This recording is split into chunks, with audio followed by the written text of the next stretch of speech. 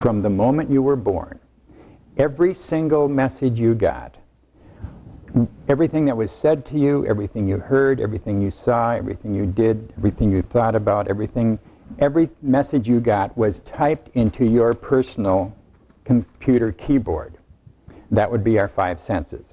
And then those messages typed into your computer keyboard were recorded on your CD-ROM in your brain. So very much like a computer, every message that you got while you were growing up gets recorded and stored permanently in the brain. The reason that's important to know is that part of the brain that recorded all of those messages you got, that part of the brain didn't know the difference between, and doesn't know the difference between something that is true or false or right or wrong or positive or negative. Its job is simply to record all of those messages that we got from other people, and then we began to repeat those exact same kinds of messages to ourselves, and that's called self-talk. There's something called the law of repetition, and the law of repetition is the secret to the secret of self-talk, and here's how it works. Every time you get a message and it's recorded again, it gets stronger. And then you get the message again, and it gets stronger still. So that those minor pathways in our brain that are being created by us getting different messages from the people around us, when those messages get repeated by someone else, and then to ourselves with our own self-talk, those pathways become roadways, and then the roadways become highways, and some of those highways become interstate highways, and those are the major programs that govern our lives. So whatever programs you have right now, that's who you are, that's who you've become. It's not that you were born that way, you were born with unlimited potential, but we become the programs that we get most. We all got programmed. I got programs. I remember one that I'll never forget that affected my entire life. It was my programs about weight. I used to weigh a great deal.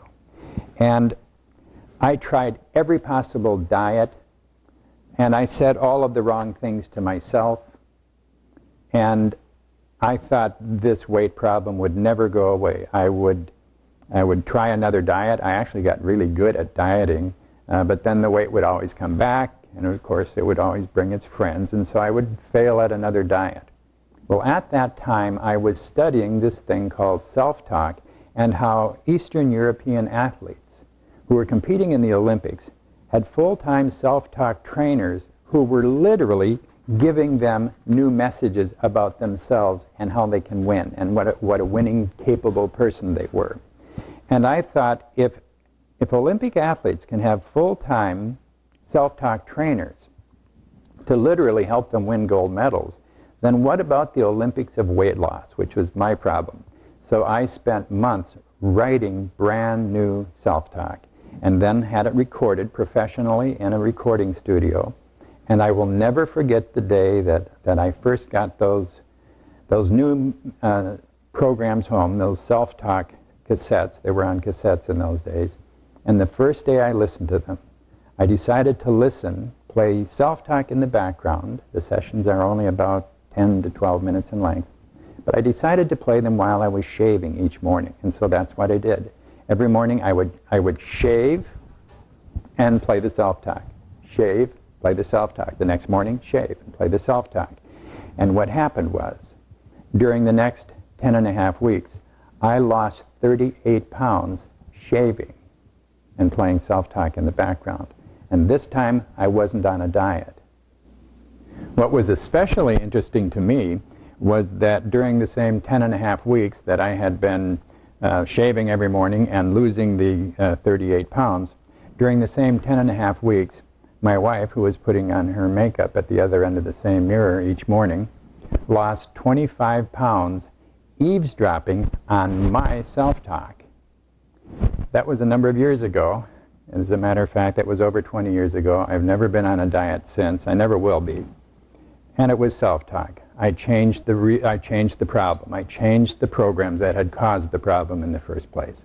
And since that time, because of that, I have written literally hundreds of self-talk programs on every possible subject, and that's why, as I've said, there are thousands of people listening to self-talk all over the world every day.